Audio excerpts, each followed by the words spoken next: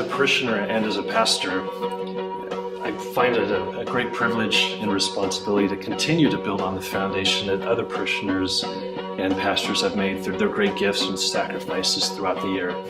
And it's a wonderful gift and challenge for us that we have a lot of people that call this home, but we've certainly outgrown the space that we have. I think right now people know that we've run out of space here, you know, and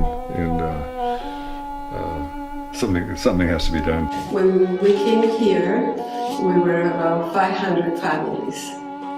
Today, 40 years later, we're over 7,000 families.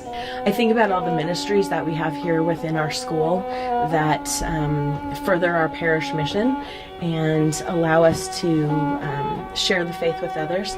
And so often I'm telling them, I'm sorry, we don't have the space for your group to meet. We're going to be able to finally expand to Love and Serve by replacing Night Hall and a string of individual offices with one pastoral center. We want to take better advantage of the space in front of church and also on the Bluff area to encourage us to be what we are, to be family.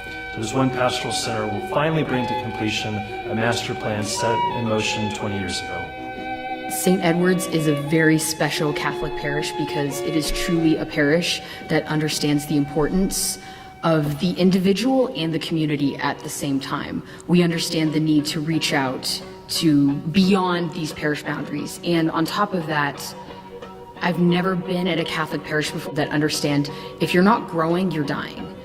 And as challenging as that is to be in that environment, it's so fruitful because that's exactly what Jesus' life was exactly like. We want to be a source of wisdom for our community. We want to be a resource in helping them parent and helping them grow in their relationship with Christ. This is a part of a ministry that is really absolutely important to help the poor and to help the people that are struggling with their marriages and to help people with psychological problems. These are God's offices, and we're going to be doing God's business in them. You know, I think often of Moses and the burning bush. Moses is not in a temple. He's out in the middle of nowhere, but it's there that God meets him and says to Moses, "Take off your sandals, for the ground on which you walk is holy." That's what happens here at the parish. We want to make that space available for parishioners, young and old, to experience Christ. There is a very understandable and easy temptation to think what we have right now is good enough. What we're doing right now is good enough.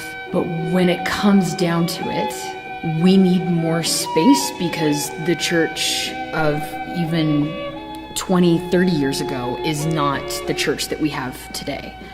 The human need is so much more greater, and that requires more than just one beautiful church. It requires a whole new movement and a way of ministering that will require a lot more space and a lot more need than just one beautiful church building. I don't want people to think we're just building something. What I want to do is give people the opportunity to discover Christ and the joy that comes with that. That needs space to do. And so that's what makes me excited about this project. I believe in this ministry. I believe that we're able to really shape lives. We have young people here who need to hear so clearly that voice of God. We have an older group of people here that just are looking for that consolation and that they love, that they so need in their heart. We need young families to know that you have a place here and that we want to respond to your needs and minister with you and teach you and love you and give you a community. And we have every single person in between. The needs are so much greater than what has been modeled for us in the past. And that requires a very big and generous and in the end very courageous response. It's a warm and loving place to be and where I can come and worship. I feel at home here. We all exist for one purpose, to make disciples of all nations. And by supporting this pastoral center, you are providing opportunities, those burning bush opportunities, to make disciples. Everybody does a little bit, and great things are done. Why do I want to give to a capital campaign? It's actually pretty simple. You're trading things that you absolutely cannot keep for things that you cannot lose. As far as an investment, this is a no-brainer. This is something we need to do and want to do, and we will do.